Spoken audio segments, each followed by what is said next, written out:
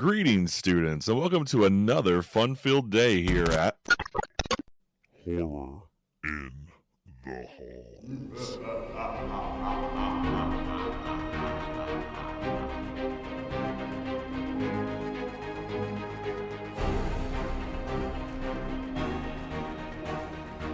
What's up, kids, and welcome to Horror in the Halls. I'm Bob, aka Mr. Holland. And I'm Jenny, aka Mrs. Hill. And we're just two high school teachers educating the masses on the spooky stuff we love. The lesson plan for June is taking us on a field trip to Shadyside, so prepare to find the truth as we jump into 2021's Fear Street Part 2, 1978. It's my favorite. I know, it's the best one of the three, I think, for sure. Yeah, it was really well done. I like all the actors in this one. Yeah. Other than the beginning and the end when Dina's in it. I like it. Here we go again. Nah. It's the only time I'm going to say it, okay? Okay. She actually wasn't that bad in this one. Like, it was seemed like she was driven. Even the small parts that she's in it, it wasn't, because there wasn't so much, like, teen melodrama in this one and her, like, oh, I'm angsty, which did fit the time period, you know, angsty youths or whatever. Yeah. But I didn't hate her as much in this one. I think because, again, she's in it briefly. And Sadie Sink really can do no wrong. So. No, I love Sadie Sink. She's awesome. Good choice. I like the girl who played her sister, too. She did a really good job. Yeah, she does. She was really, really good.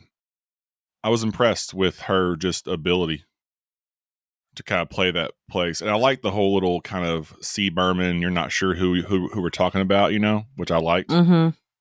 Well, that was very interesting, I thought. Overall, though, great just story altogether. I really like this take on the story. Like, I know how the first one they did a whole lot of like direct shots from Scream. They did the same thing here with like straight up from the Friday the 13th series. There's some part 6 shots in there, a couple things from different installments in that series that are like direct copies. But they didn't do it in a bad way though, so I didn't hate it. It's like the first time. Those shots were fine. I really liked the skull face. And this killer is also awesome. Like the Nightwing killer looks cool. He looks like an 80s slasher, you know, yeah, killer, it is. You know, with his freaking he's more scary to me than the rest of them, even though the rest of them are really scary in their own right. But it's like he charges at you, and I'm like, yeah. He's a little bit more scary. He's the second scariest one to me. That kid is still the scariest one. Yeah, I was looking that up. That was a little girl. It's played by a little girl. Yeah. All you need is a scary ass mask. You look like you're gonna murder everybody. Ugh. God bless with America. its little bat. Yeah, that's what's scary. Is they're hitting that person, I guess her little sibling, like 40 times. It's wild.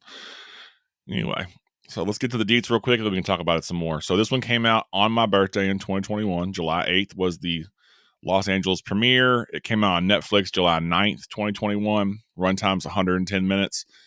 This one was also directed by Lee Janiak. It was supposed to be directed by Alex Ross Perry, but there were some scheduling conflicts and he couldn't do it. So Janiak was supposed to do the first and the third one, which are shot back to back. This one was actually shot last of the three, which is interesting.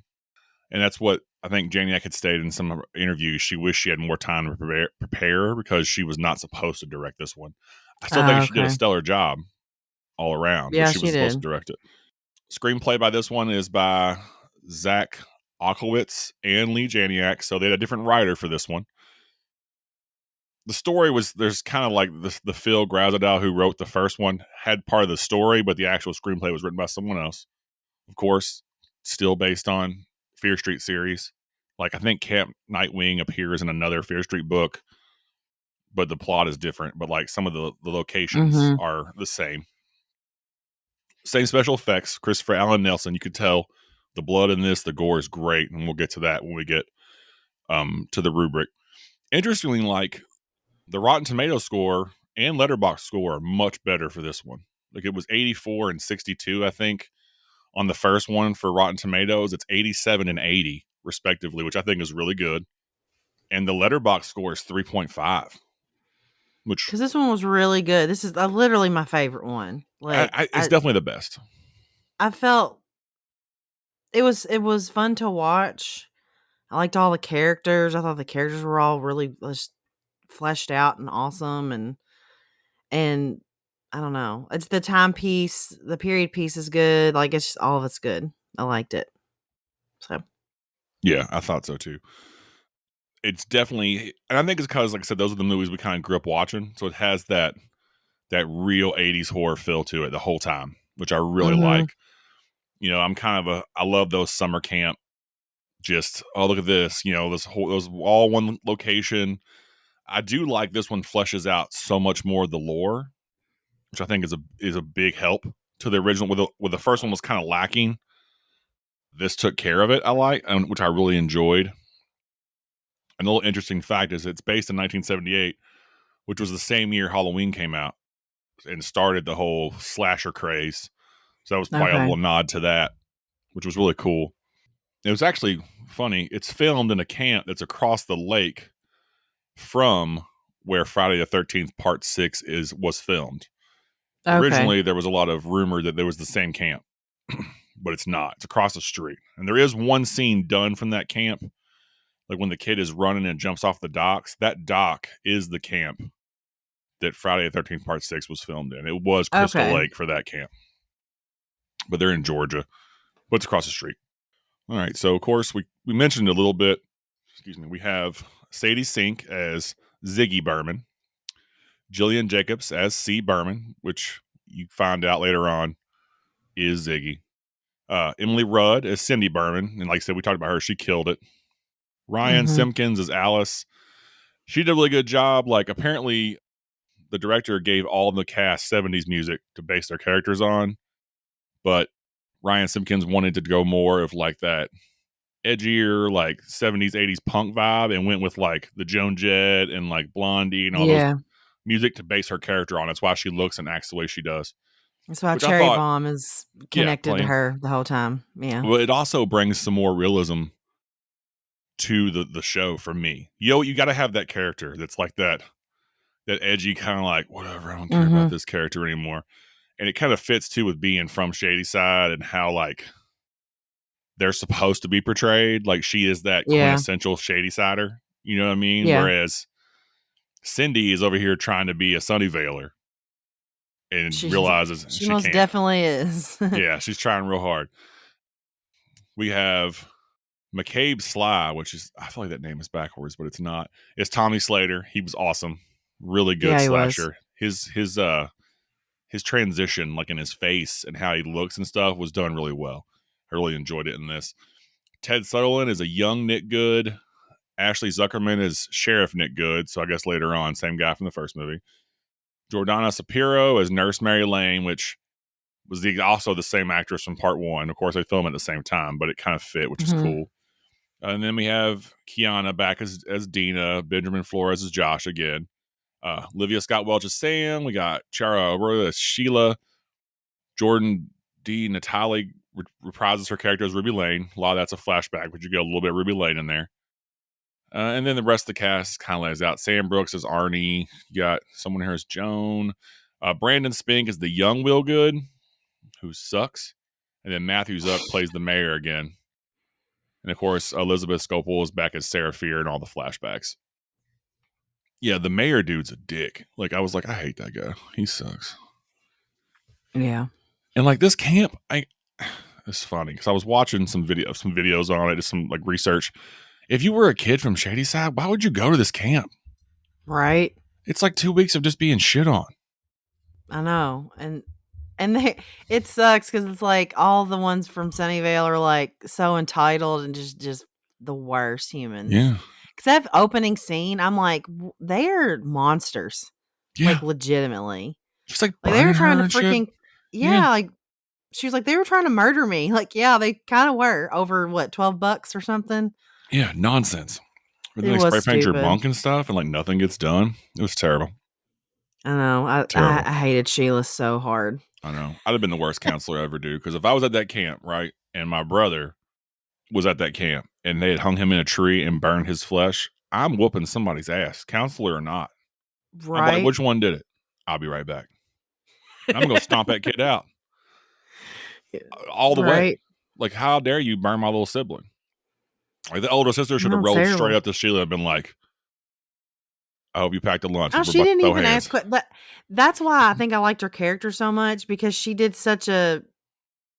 Her character arc was so good, and she was Yeah. such a jerk at the beginning, because she wants so hard to be one of them and to fit in, that Yeah. she wasn't even willing to listen to her sister.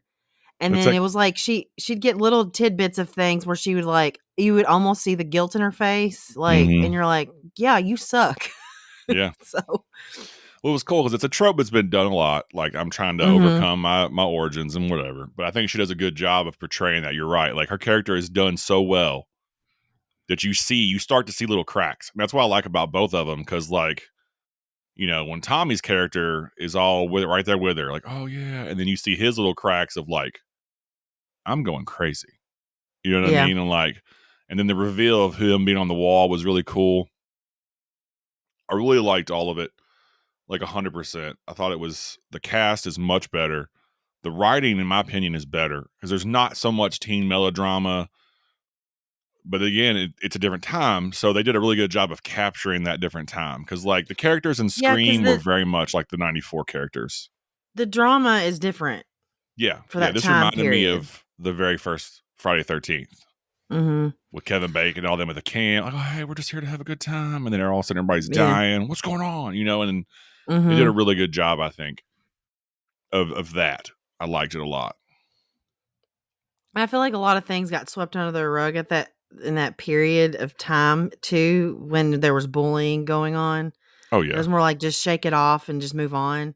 So, like, I think that's why they hit on the bullying so hard, because I mean, they were terrible to the Sunny. Was it what is it? Sunnyvale and what? Shadyside and Sunnyvale. Shadyside. Yeah. Yeah. Oh yeah, dude. Like that whole scene with the capture the flag. I Like, know. like, yeah, we're gonna kill these Shadyside witches. I'm like, that's crazy. I know. And it really adds so much more into the story when you find out why they're all cursed. You at the end, in part 3. So it becomes that whole cohesive story. You're like, you Mhm. MFs, Right. you all suck. And you get Yes, that they little do. glimpse of like Sheriff Good is actually kind of could have been a decent guy, but his family didn't let him. You know what I Yeah. mean? Because he That's wanted to be sad. her buddy. A fun fact is hilarious. The cop that talks to him at the end of this movie that says, "Oh, you're gonna be my boss one day." What does he say? Just be nice to me when you're my boss one day. That's the same Yeah. cop that gets his gun stolen in the first one. That's Kopinski. He's the Oh, same okay. I didn't shitty catch cop in that. the first one. Yeah, That's funny. I only caught it because when I looked at the cast, his name it says Oh, Kopinski. I was okay. like, "Oh, that's the same dude. You're a garbage cop from the '70s all the way to the '90s. Like someone took your gun, you didn't even know. You're I know. A trash, teenage girl took your gun, you idiot. and you didn't even know." Yeah, it was stupid. But I thought that was funny. They look like they know he's going to be his boss one day. You know what I mean? It's like, yeah, you're in charge. So Oh, it's it's interesting. weird. It's interesting. But yeah, no, I really like this one. I think it's done well. Even the first one, I did like, and I don't always like when they like completely emulate a movie. But for what it's supposed to be, I think that's kind of like to fit that time frame. Because it's not like Scream was the only movie in the 90s that was like that. Like, I Know What You Did Last Summer, Yeah. all those movies, Cruel Intentions, they all have similar kind of vibes. And that movie hit Mhm. it.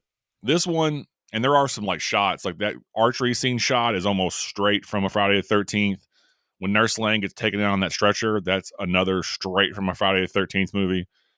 It was like they watched those movies and said, yeah, we're going to do that, dog. That's what we're doing today. But it's fine. Like I said, I enjoyed it. I thought Nurse Lane, it was one thing I thought was weird that she's in the other one, just everything's totally fine watching those two little kids for Cindy or whatever, or Katie. You tried to murder a kid in 1978 with a butcher knife. Why are you not like in a mental ward or something? I don't know if it ever goes back over that or not, but I mean, there is a lot of time that spans between I mean, it's 78 to that 94. attempt. Yeah, but she's like, one way or another, I'm going to get you, get you, get you. And then they fight her off. I'm like, you attempted murder, dog. And you're just like, hey, let me They watch these might two have just kids. they might have just medicated her for real. Maybe they could have Like, I written it don't off as like being sad about her daughter, I guess. Yeah. Well, they said she's just crazy like her daughter. Like it runs in the family. Like they were all Yeah. kind of saying that. So I thought it was really sad. Well, don't they But still when they call started, her Nurse Lane, or she call her Miss Lane in the first one? I Like, is don't she still a remember. nurse? Because that would be weird. Like, you're still a nurse, dude? You tried to kill a teenager. Like, although I guess his parents couldn't press charges as he became a murderer, so I'm sure they probably let that go. I'm sure her attempted murder of a murderer, she might have been called a hero after that. Who knows? Probably. He did chop up like 14 people or 12 people, because one of the kills is him. Yeah, that's. And some of the, well, not some of them, they were all brutal. Like They anything with were. an axe is going to be like, whoa, brutal. And that's why I liked it so much, because they didn't pull back. It wasn't like, the kills he did are really violent, just like some Jason, Michael Myers type stuff. It has And it was that just brute strength too. Just yeah, shows you exactly. like That's what I how was gonna say. It has that supernatural it's like strength rage. vibe that they Yeah. had with Michael Myers and Jason. Like, Freddy never had that, but Jason was like, "Oh, guess what? I can get shot 48 times and still throw you off a building." And Michael Myers is like, "Shoot me in the head. I don't care. I'm gonna cut your throat." So it has that like ridiculous amount of like, I'm just a badass. When he buries that, like axe in his buddy's head, I love that, because that was so cool. They walk in, you get all this lore. Oh, witches thing, and he's like kind of sweaty, and you're like, something is off with that dude. And they play like that weird little talking, like almost like the Tommy, they're saying his name, which is Yeah. cool. And they're down there and like, oh, it's the witch's mark, and they're talking. Then all of a sudden it cuts back to him, and he's like hair in the face, and he's real like sweaty, and like eyes are shadowed. And then he grabs that axe. You're like, oh, that was cool. And it's like right at that time where like a switch was flipped, and he just buries it in Arnie's face. And you're like, okay, I see you there, Tommy Slater, with that axe buried in that dude's forehead. Yeah, that was brutal. Mm-hmm. And yeah, and they did a good job with like making it look really realistic for real. So Yeah. I was like, oh dang. He's dead. I know, right? They showed it too, which was cool. It wasn't like a shot from behind, like you see the axe. No, you see that dude get pierced in the forehead with an axe. I was really impressed with it. Yeah, it was I was really really good. impressed with when Alice fell and her bone was sticking out of her leg. I was like, I know, right? that hurts my soul. Like, it sounds like something I would have done. For sure. It's like, oh my God, it's broken. Oh, and then Cindy like pushing it back in her leg. I was like, oh, I know, right? Hurts my butt. Let me Sorry. help you. Like clenched my butt cheeks when I watched that scene. I'm like, so. But yeah, I'm really a huge fan of Ziggy's character though, because she's so sarcastic and just jaded about everything. And I'm like, I feel that so hard. But the day that they wrote all that crap above her like little bunk or whatever with like, you're a monster and Shadyside witch or whatever and all that crap. And what's his name? Nick comes in and he's like feeling sorry for it. And he's like, oh, who did this? Sheila? And Sheila? And she goes, no, Colonel Mustard. Yeah. I was like, yeah. Like, who else would have done it? She hates her life. So, I don't know. It was good. And I like the little payback to Sheila, too. That was so good. She gets that. Yeah, the little Carrie vibe. I like that, too. Yeah, it was good. It was much better than the paint idea she had. Yeah. Yes, she was a terrible person. Mm-hmm. Horrid. And when she was thinking it was Nick's brother, wasn't she, that was luring her to that little bathroom, right? Yeah. When he was having sex with that one chick. No, that wasn't Nick's brother, though. Oh, that wasn't? No, that was the other counselor. Nick's brother was the dude. So when they have her tied to the tree, Nick's brother is the dude in the green shirt. Okay, he walked up with him. Yeah, because the mayor is his little brother. Okay. And the older brother is the sheriff. So the guy, but that's the guy she was talking about, though, the other counselor. All right, hold up, maybe. Is that what it was? The other counselor is the one, because you know how in the scene when they're doing Capture the Flag? Yeah. Right? That counselor, that sex scene is with the Shadyside counselor that's captured the flag lady. They're the ones having sex. It's those two. The girl that's all like hippie and that weird I woman know. shirt. That's what I That's was not saying. Sheila though. They look No, I same though. know that Sheila thought she was meeting him. Oh yeah, she when thought she they was meeting tricked her. Mr. Good's little brother. Yeah, like because he was the one egging her on because she's crazy. Like you're the mean ass bee. You burned her arm. I swear I'd have killed her. But I'm saying like she thought that he was into her, but he really wasn't. No, I didn't care at all.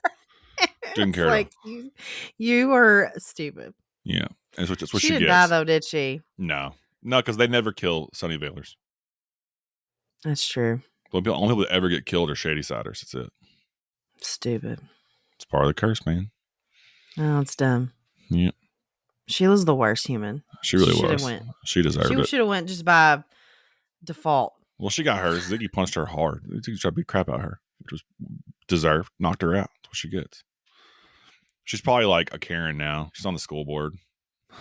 No, and in 94, she's probably like somebody's mom. Like, oh my God, how dare you be mean to my daughter? That's She's one of those right. people. She's one of those people. She has a Maybe her son was the one who died in the beginning of the first one. Maybe. She's one of those. We should look that up. Let me talk to your manager. Haircut. He wouldn't be. He's a Sunny Veiler, dude. Sunny Veilers are fun. It's trash. That's what I'm saying. The one in the beginning that died, he was a Sunny Veiler. Which part? In the first one. In the very first one, the boyfriend. Oh, of Ruby Lane?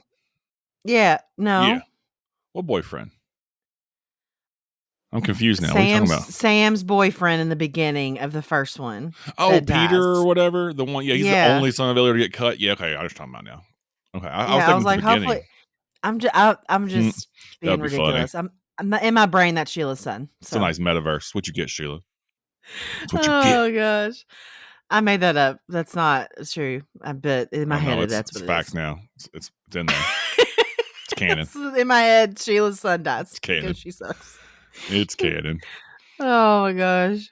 Oh yeah. So back to what I was saying earlier, it's Camp Rutledge is the actual name of this camp, but Friday the 13th was in Camp Daniel Morgan, across the lake from each other, which is kind of cool. And Tommy's named after a survivor from the Friday the 13th series. So there's a lot of Friday the 13th in this movie, but if you're going to be at a camp, why would it not?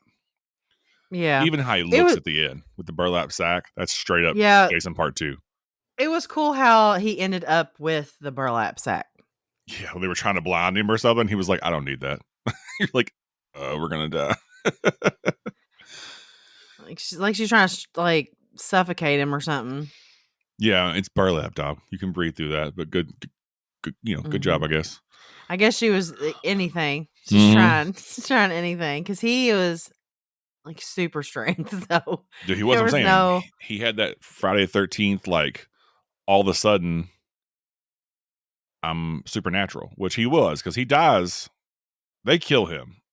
They even cut his head off, and he's still moving. So it's like Sarah Fear is making all of them awesome, which I like.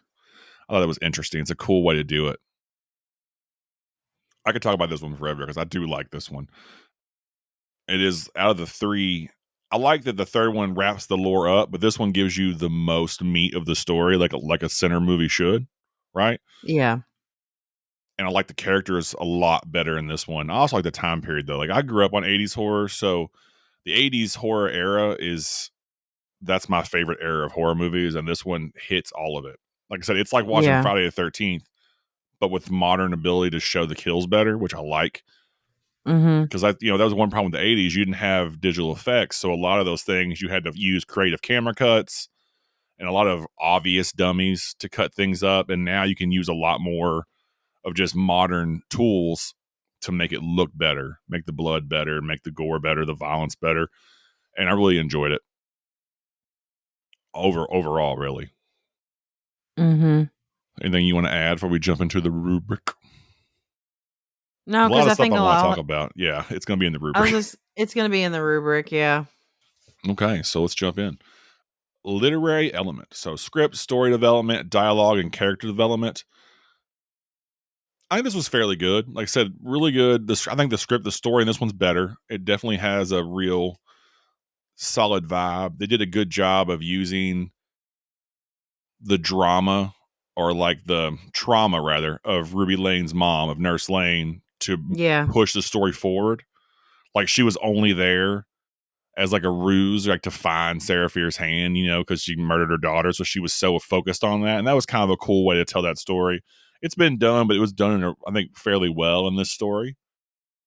Some of the dialogue was a little clunky, but it kind of fit with their characters. It wasn't terrible. So what do you think, English teacher? I mean, I thought the writing was really good. So I wouldn't give it a 25, but I think a 20 would be suitable. I don't think it needs to be anything lower.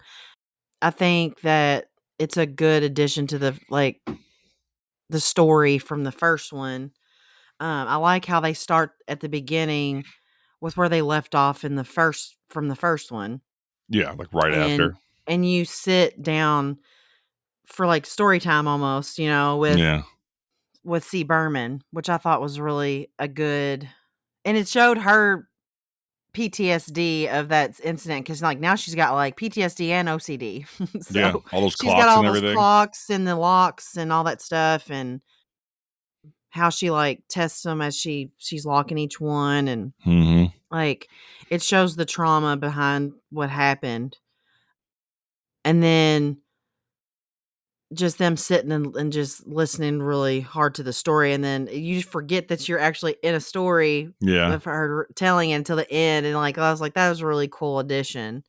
And then finding the hand and all that stuff, and then I was just, and like the Ruby Lane, the Nurse Lane's story was a good addition because it gives you more information about the curse itself, which I liked, Yeah. and like It her actually moved the plot. delving into, yeah, her delving into like what actually happened to her daughter, because she's like, that's not her, that was not her. Yeah. She liked to sing. She was really good in school. She had a lot of friends. She was, you know, all these things. It was like that. It wasn't a mental break, that she wouldn't have done that. So like, Yeah. so by her finding all those things was really cool. And I think Alice's character was a good extension of Nurse Lane's findings, because she Yeah. was the voice of reason almost. Like, even though to Cindy she was being crazy, but she was like, no, this is real. So I don't know. I really liked all of it. I thought it was really good. And you know, if there was clunky dialogue, I think I just attribute that to just teenagers being Yeah. teenagers and Yeah. I would their say it dialogue wasn't being bad. just It fit. ridiculous. It was clunky, but on Yeah. purpose, I think, because they were Mhm. stupid teenagers. Some of them were quite young, really. Like the poor kid, the Shadysider in glasses, that gets hacked to death when he has those I guards and they egg know. I him. was I so know. depressed about that. I wrote notes about him. I said, "No, Jeremy, the cute chubby kid." I Like, I was know. really upset about him And he's because just he was trying to be so close. friends. Yeah. Yeah, he Jerks. really liked Tommy, and Tommy was being really nice to him, and then all of a sudden Tommy's just like there in his face. I'm like, "Oh, Mm-hmm. that sucks so bad." Brutally murdered So, him. yeah. I was like, So, oh. And that was I one they know didn't that. do close ups on. I was kind of happy though, because he was a child. You know what I mean? So the way they did it, Yeah. where you just see the axe, but you don't see him going in, and then his glasses are laying in blood. You're like, oh Yeah, they didn't do man. any of the kids that way. It was No, more of the just the counselors older they ones. did. Yeah. Which I liked. I Yeah, thought that so was, I appreciated that. yeah, I don't wanna see a bunch of kids getting massacred. That's Nah, not, no, it's not my life especially right there. him. I was like, "No." I know he You was just so see the sweet. aftermath. I know, he was Yeah. precious. He was like, "We can play a game, you know?" Yeah. And they're like, "No, you're so weird." Like, I'm like, No, y'all are "Freaking jerks. jerks." He's just trying to be friends with y'all, you bunch of turds. Hate bullies so much. I do too. Makes me so angry. Like It does me too. I was a bully of bullies when I was in school because I hate those people. I'm like, don't be a jerk, man. I'm gonna push you in a locker. Anyway, so let's move on to the special effects, the design elements. So the visual effects elements that connect to the narrative, set design, overall character design, gore, and practical versus digital effects. I think they nailed this. Like, it looked like a Yeah. camp in the 70s, 80s. Like, those kids looked like the 80s to me, which I know it was Yeah. set in 78, but I mean, those kind of run in together. They looked just like you would see in Friday the 13th with the little shorts and the Mhm. shirts. And their hairstyles were really good. Like, they did not look like they were like modern hairstyles. The kids looked like they were from that time period, which I really liked. Yeah. You know, with the cutoff shirts and the tank tops and the tiny shorts. And it just fit. I think that was good. I did like the visual effects. Like I said earlier, the choices to show when the kids are killed, the aftermath versus like the counselors and how brutal some of those killings were, especially the last two, like when Ziggy and her sister are murdered Yeah, by that the was. milkman, and the killer was slow-mo and brutal, and it's like, you guys got killed, like, you got stabbed so many times. And like, I meant to bring that up. I forgot to do the roll call of death. But they're just like, they're stabbed a ton of times. Like a ton of times. Oh, yeah, and that part really made me sad because it was like it took her sister that long to realize that she sucked. And then Yeah. she was like, and she just said nothing will pull us apart, and Ziggy said again, and then I'm like, oh my god, it's terrible. I couldn't And they're imagine, like, die with their hands outstretched to each other. yeah, it was sad. It was, Like, man. So oh, like, ugh, I know, I felt terrible. This is crazy. So in this thing right here, there is, let's see here, 1, 2, 3, 4, 5, 6, 7, 8, 9, 10 people hacked up with an axe. okay, Which in almost all of them are really brutal. Like, yeah, a couple decapitations looked crazy. He hacks a bunch of people apart, like into pieces, and it's real violent and brutal, but it's done in a way that looks really good. Like, I thought, and the way there's so much like just rage, like you said earlier, that rage strength that he does when he's killing Cindy, for instance. And he's just like over and over and over again. Like, whereas he started off, and he kind of sees the progression too, which I did a good job. It kind of leads to the character development. Arnie, he hits one time in the head. Well, it's really 3 times, but it starts off with that one. The other ones are just backed up. But then every kill gets like increasingly more violent as he goes, right? Just how just enraged he is. And it's boom, boom, boom. And I like that Billy Barker was in this one, like running at him from the woods and stuff, but the milkman beat him there. You got to see him in real Oh, he life. wasn't running. He was walking slowly, smacking his little bat against the ground. It was the like creepiest thing ever. Like a creeper.com. Yeah. Like Ruby Lane was like walking all like slow. Billy was walking real slow. And the milkman with his weird face runs up out of nowhere. Switchblade to the ribs. Gross. That's terrible. Switchblades to the ribs. So I'm thinking this one's like a 25, dude. Yeah.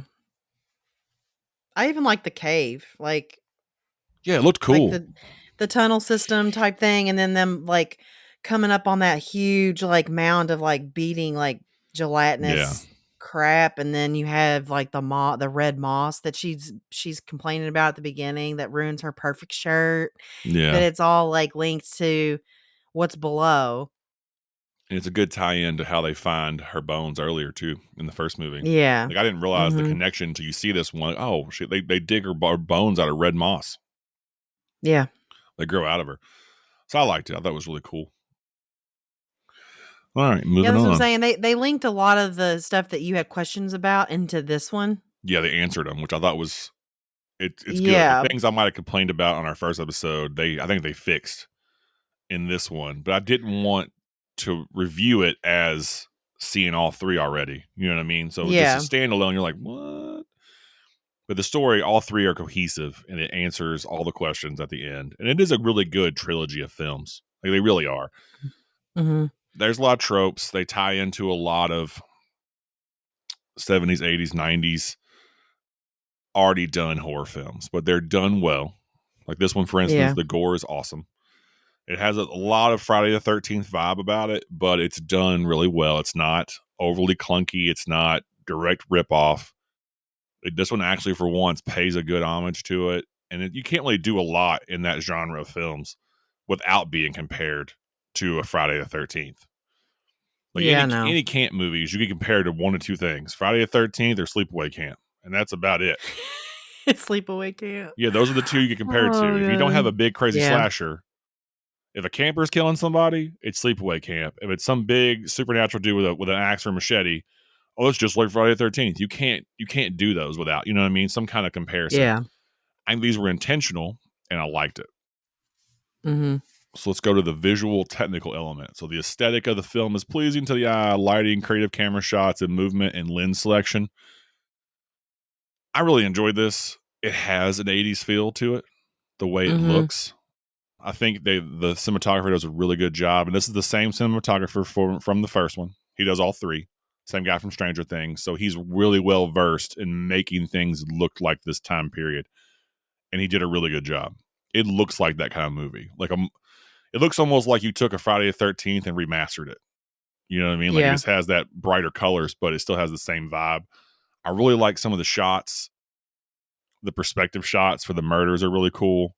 The way you see, like, say, for instance, that kill we were just talking about, the way you see Jeremy getting hacked up, but you don't see it, that was a really good creative choice because you know that it's extremely violent.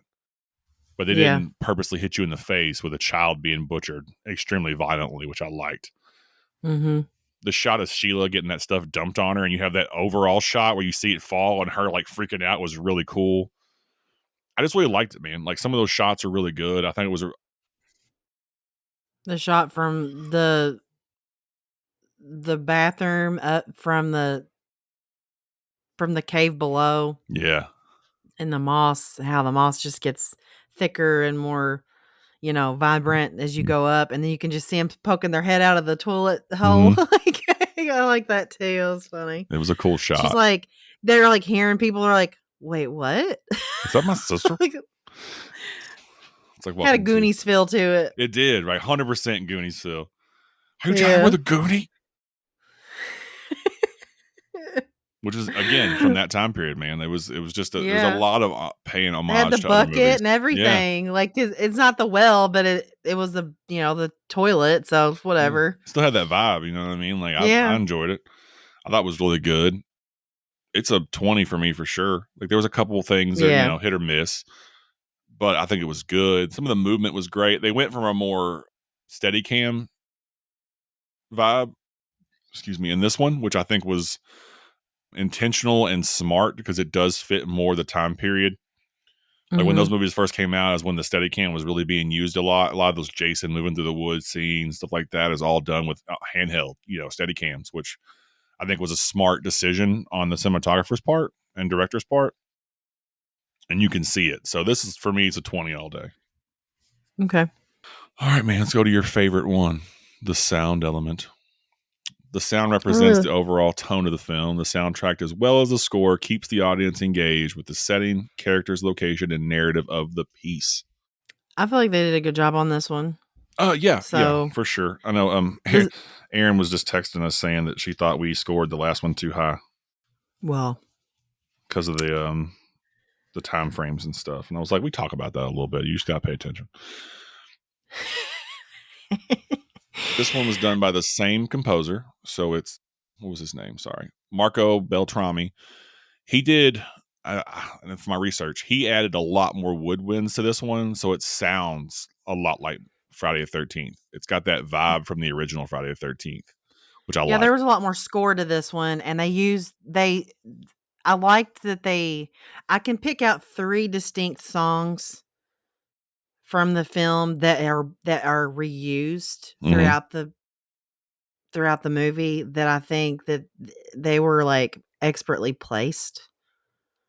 So, like, they had Cherry Bomb, and they used it several times. Mm-hmm. Wayward Son was used a couple of times, I think, and then Slow Ride, which I thought was freaking hilarious.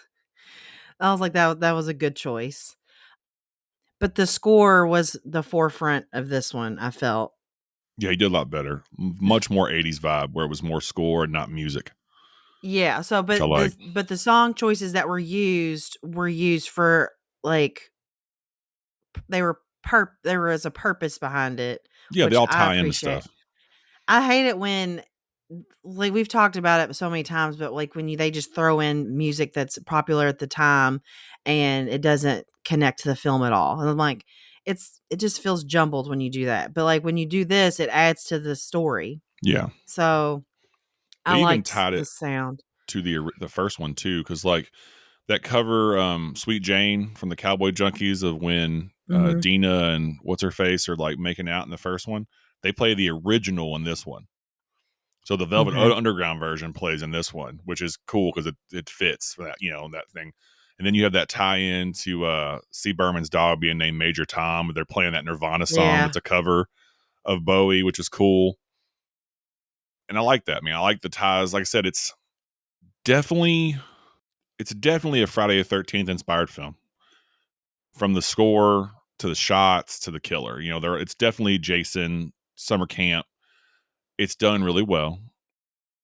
I agree. The score, I like it. I like that they went more score and they didn't just, because that was my biggest critique the first time around. It was too much of just tossing in songs, and they fit, but it Mhm. was like I said. I think I said it was like ADHD of music because it's like song, song, You song, did. song, song. Well, you said that from for the beginning of the Yeah, movie. because You it's didn't like say it for boom, the whole boom, boom, thing. boom, boom, and it's all popular songs.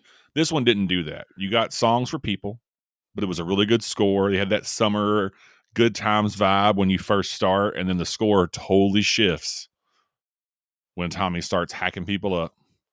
The sound And effects were also really good. Like, they really just in were. Yeah, general, like that the kind of sound like something in mud when the axe goes in was really good. that Ugh. and just like running down the dock and into the water, Yeah. and because that's not something that like they didn't they have to do that on a soundstage. Like, it's not Oh yeah, it's all ADR. you're not hearing that like as it's happening.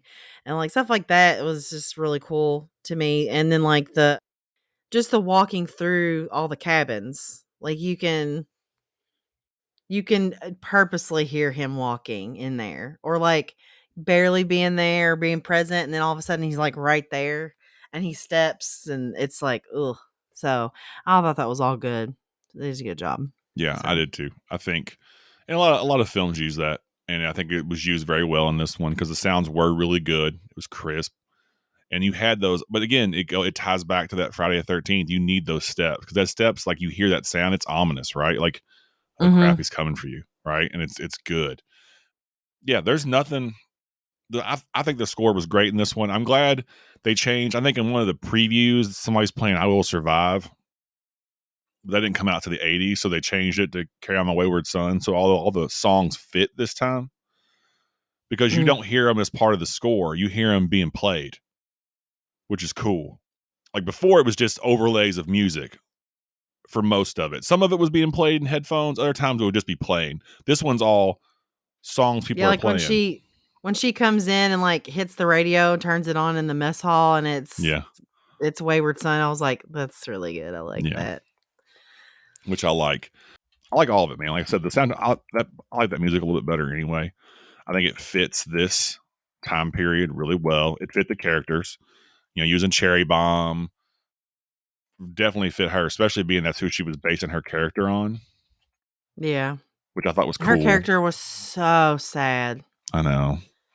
I was really sad about Alice, but She's had a you rough know, life, man, but she fit that character. You know what I mean? And like the yeah. cool thing was because this was 78, that songs they picked were from like most of those were big in 76. So they would have been big songs at the time. So it fit, which I Mhm. enjoyed.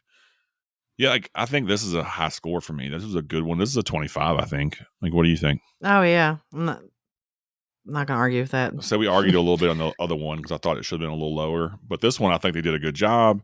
It's The song because choices were of great. how they mixed it for at the beginning is Yeah. why you hated that part so much. If they had just stuck with one song, you probably would have been a lot happier. But Or spaced them out a little bit. It was just too much. Back, back, back, I just back, didn't back. notice it like you did. I don't know Yeah. what it was that it didn't bother me. So That's the stuff I always notice. I'm like, why'd you do that? That was garbage. But no, I thoroughly enjoyed this. I think it was smart. It was done well. It looked good. Um, and yeah, it was a good story. I cared about the characters. You didn't want to see them die. It makes you like the sheriff character. You get a little more into his kind of sad backstory. How he's forced to be this person. At least you think, like because of who he is. And that's a done mhm. story. It's been done 1,000 times, but they did a good job. And yeah, overall, it's a good film. I highly suggest you watch it, even though we kind of given most of it away. It's worth seeing. Watch all three of them in a row and get it there to it. Yep. All right. Anything you want to add? I do want to add that we did not mention our book for the month last episode. So I'm Oh, we going to did go ahead not. Yeah. and shout that out. Plug it out. So we are reading R.L. Stein's The Overnight. Didn't you say you could find that on YouTube somewhere and Yeah, listen there's to someone reading it on YouTube. If you search it up, it's also in Fear Street, the beginning. Yes, that's the one I'm reading. Yeah, But and I'm that's going a to read the whole collection, thing right? because I just Yeah, they're short. There's like 4 or 5 stories in that book, I think. Okay. So, but they are based on Fear Street, like actually on Fear Street. Yeah, that's the one thing about these movies that are not. You never see Fear Street, I don't think. Mm-hmm. They take it more from Sarah Fear's last name, which she's not in the books, I don't think. Fear Street in the R.L. Stein books, they're being cursed because they wrongly killed 2 ladies. But they burned them. I think Sarah Fear was just for these, which I like it. But I kind of like it better, to be honest. This is a cool modernization of Fear Street, which I'm a fan of. I want to say in the books, everything's all just cursed. It's just the street, not the whole town. And it is cool that you learn that this camp was the site of the original settlement, and the settlement, the people split in half and made the 2 towns. So they all came from the original source, which is kind of cool. You get a lot more lore than it feeds straight into part 3, which we'll talk about next week. Yep. All right. So, yeah, guys, read along with us. I will, of course, as usual, be listening to the story because I don't have the book or have time to read the book. So I will listen to it. I'm pretty sure Erin's already listened to all of the books and called in that. And she was like, yeah, they're pretty decent. So she said it was a pretty good audiobook reading. Not the best, not a professional. It's like a teacher or someone just reading it. So go to your library and get it, or, always got to support libraries here, or listen to it on YouTube. And listen along in 2 weeks when we talk about the book. Yes. All right, man. You want to tell them where they can find us? You can follow us on Facebook and Instagram at Horror in the Halls. You can also follow Jenny_Dreffels on Instagram. You can email us at horrorinthehalls@gmail.com. We'd love to hear from you. Yeah, guys, let us know what you think. And also, I want to say one time before we go, I know it's the summer and school's out, but it's never a better time to support your 2 favorite horror nerd teachers. We do have a Patreon. We'd love for you to join. We'll give you some shout outs. You'll get some swag. And just, it would be helpful and we would appreciate it. So follow us. Yes, we would. There's a link in all of our socials to our Patreon. I repost it every so often just for funsies. There'll be a link in the show notes. So if you want to jump in there and support us, we would appreciate it. And yeah, guys, we're going to get out of here. We'll see you next time. Bye.